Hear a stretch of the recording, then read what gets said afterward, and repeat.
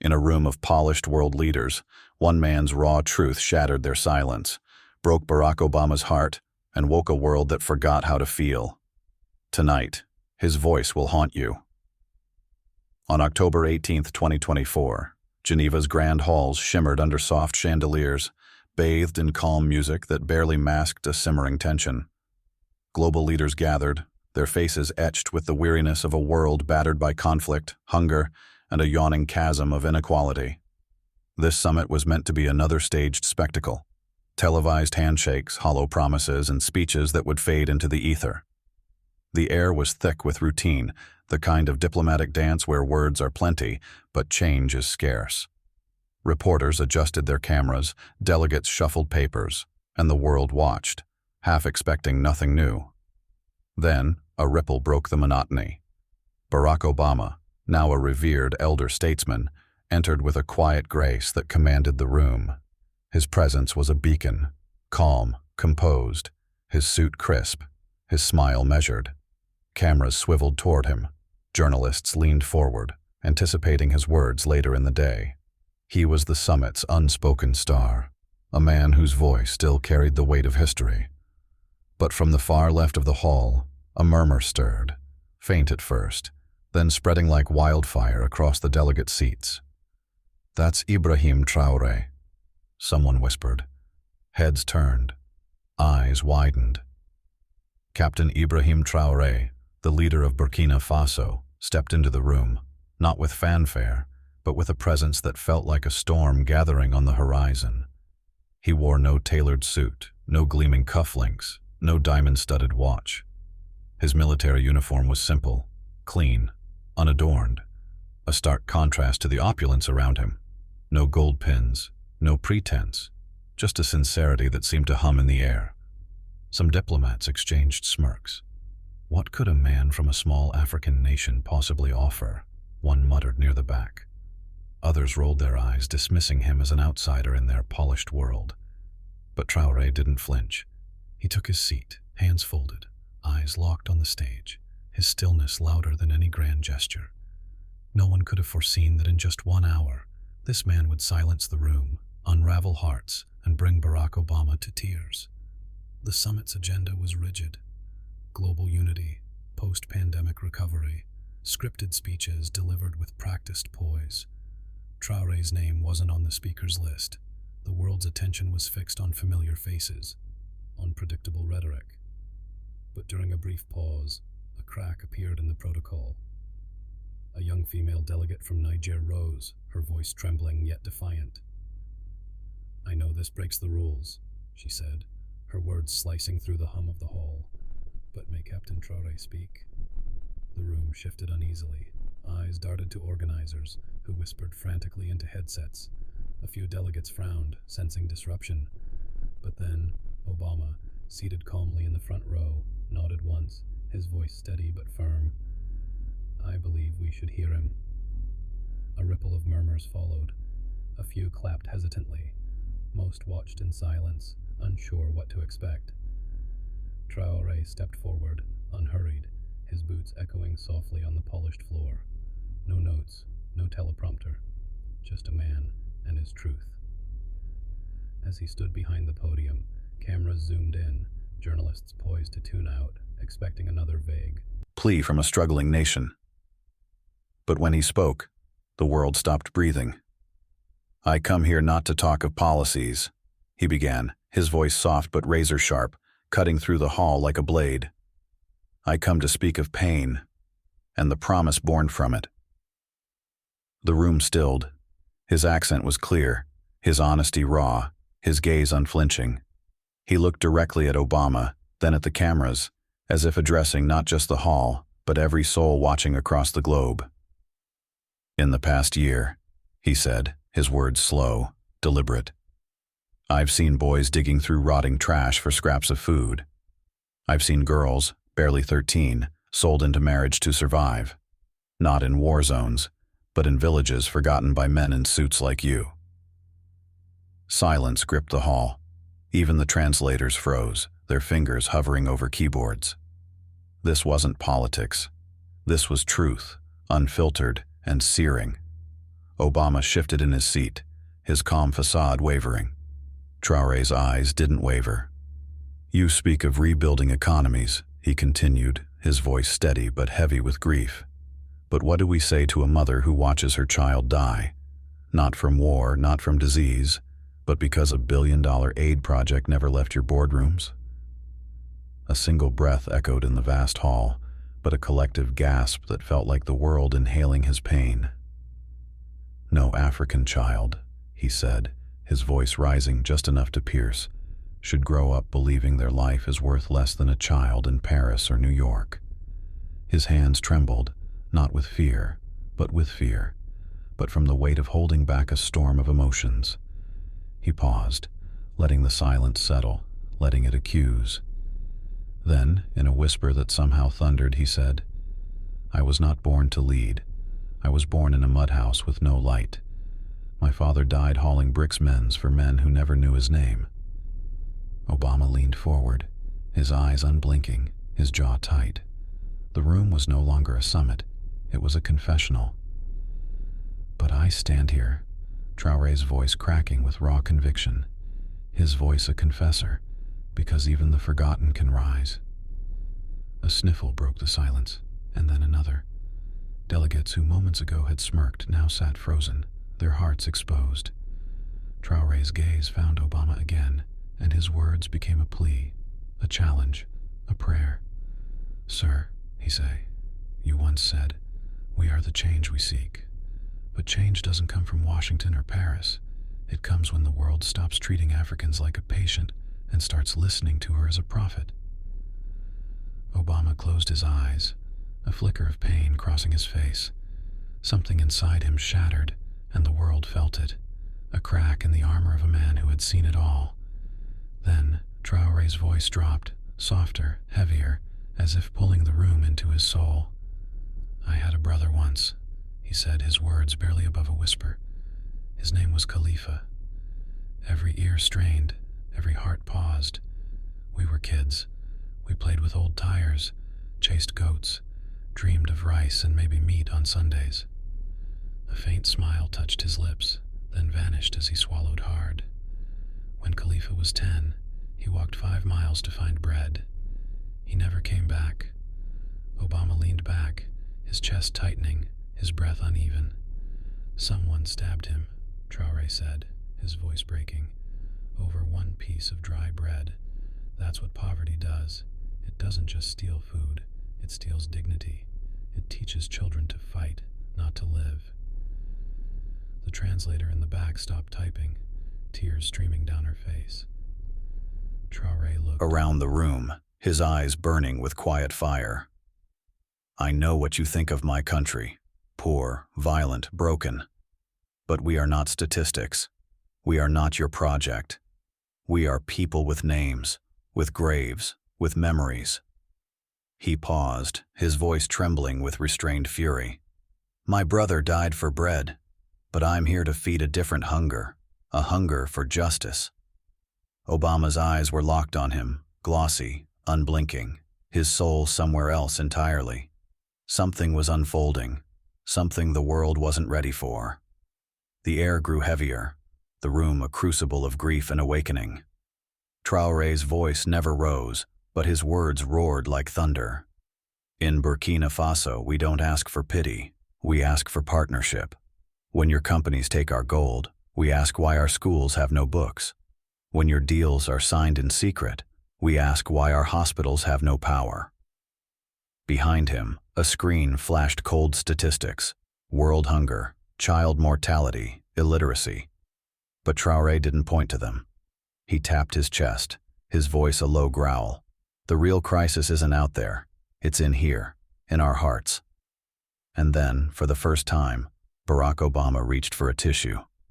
A single tear fell, slow, deliberate, as if it carried the weight of 1,000 unspoken regrets. He didn't wipe it away. He let it linger, a silent confession. The room froze. Journalists raised cameras, but no one dared speak. Traoré saw the tear but didn't pause. Instead, his voice softened, as if speaking only to Obama. "Sir," he said, I know his voice, you've carried heavy burdens. I know you tried when you could. But I must ask, we believe we've done enough? Obama exhaled, a deep, shuddering breath, his silence louder than any answer. Traoré stepped down from the podium, not waiting for applause. There was none, not because they didn't want to clap, but because no one could move. A silence thicker than any speech swallowed the hall. Then Obama stood, and the room inhaled as one. He walked to the microphone, hands gripping the podium's edge, and looked straight at Traoré. "You asked a question," he said, his voice low, raw, "and I don't have an answer." He paused, his eyes searching the crowd. "But I've never heard anything like what you just said." He turned to the delegates, his voice breaking with urgency. "Ladies and gentlemen, we need to sit down and really listen to this man. Really listen." And in that moment, the world began to shift. Traoré sat down, his mind no longer in Geneva. He was back in Dori, a small village in Burkina Faso, the day he found Khalifa's body.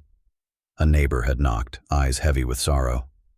His mother dropped her wooden spoon, her scream piercing the air before the words were spoken. "Ibrahim," he say, "he's gone."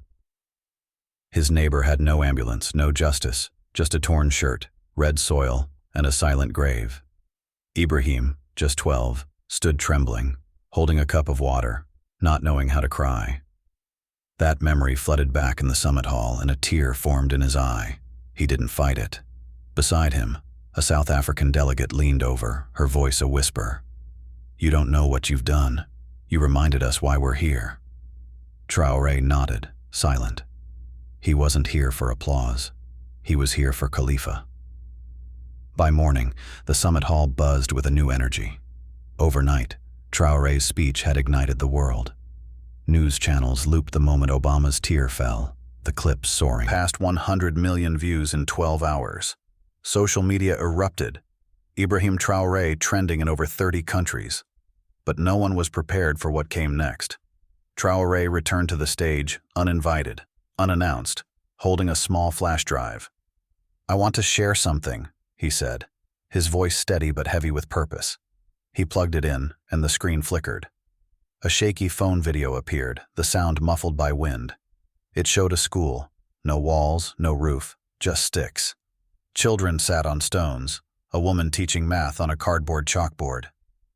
"This is Uro Shuga Primary School," Traoré said, his words cutting through the hall. "One of 4,000 schools in Burkina Faso with no building, no desks, no toilets." The room stilled, hearts sinking. Then came the twist that broke them. "I visited this school last month," he said. "One girl walked barefoot for 3 hours to be there. She told me, 'Captain,' I say, 'I want to be a doctor to stop children's dying like my brother.'" Gasps filled the room. Obama's covered his mouth, his eyes glistening. The girl's name was Fatou, and she was about to change everything. When the video ended, the silence was deafening.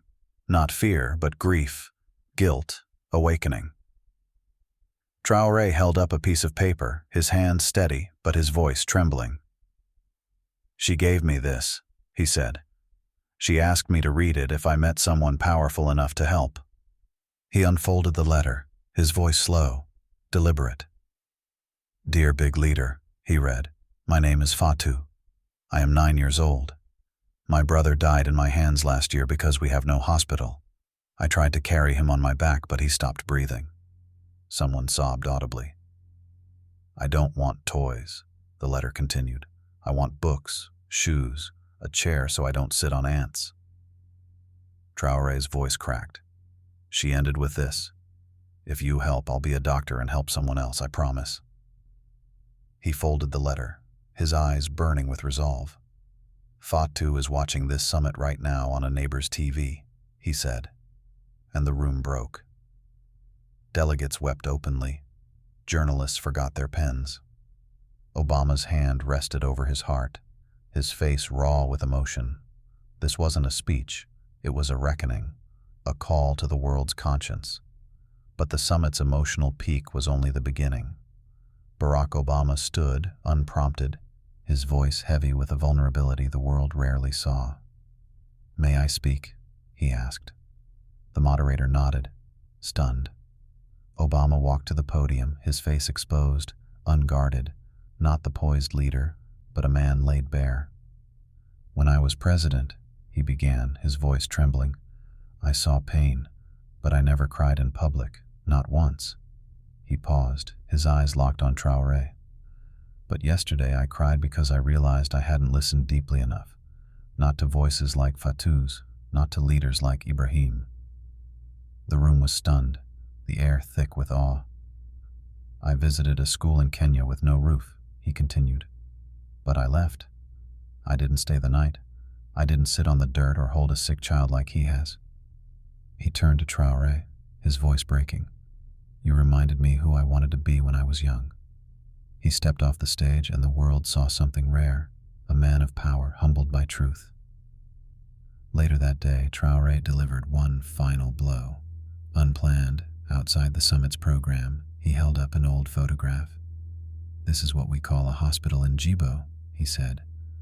The image was a gut punch, a cracked wall, a rusted IV pole, 2 nurses using phone flashlights to deliver a baby. One night, he said, his voice barely above a whisper. The generator failed. A boy named Salif needed oxygen. The nurse screamed for help, but none came. He paused, his eyes distant, reliving the moment. I held his hand, told him a story, knowing he might not survive. The room froze. Salif passed at 2:17 a.m. His last words were, "Tell my mom I didn't cry." The hall dissolved into tears.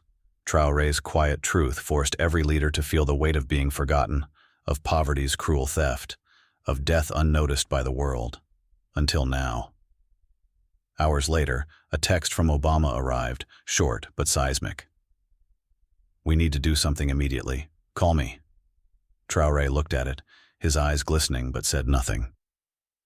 Behind closed doors that night, with no cameras or press, 2 men, one from Chicago, one from Ouagadougou, sat together, both crying, planning something that would shake the world. The next morning, a quiet envelope reached Traoré, handed by a young volunteer. The handwriting was shaky, careful. He opened it slowly. Inside was a letter from Fatou, the girl whose words had pierced the summit. "Dear Uncle Ibrahim," she wrote, "I saw you on my uncle's phone. You read my words. I never thought the world would listen. When you said my name, I screamed. My village screamed." She drew a stick figure of Traoré beside a smiling girl with books. At the bottom she added, "You made me believe I can be president too. If I do, I'll fix our broken chairs and give every girl her own shoes." Traoré held the letter, his voice cracking publicly for the first time. Even the translators paused, overcome. Obama, watching from the front row, placed a hand over his heart, his eyes red. Then came a revelation that stunned the world. A Danish journalist released unseen footage, not from the summit, but from 6 months earlier, inside a Burkina Faso clinic. It showed Traoré, no security, no press, bandaging a crying child's leg on a dusty floor. No gloves, no cameras, just a man kneeling, whispering to calm the child. The journalist captioned it, "This is the man the world ignored, until now." The clip hit 50 million views in hours. Celebrities shared it. Doctors Without Borders issued a statement. "We've never seen a sitting head of state do this off camera." Obama tweeted, "This is leadership, not show, not talk, just love." Traoré, when asked why he didn't publicize the visit, said simply, "That child didn't need a president, he needed a father." The world was already stirred, but the final blow came during the summit's last session. A UN representative rushed to the stage, interrupting the schedule. There,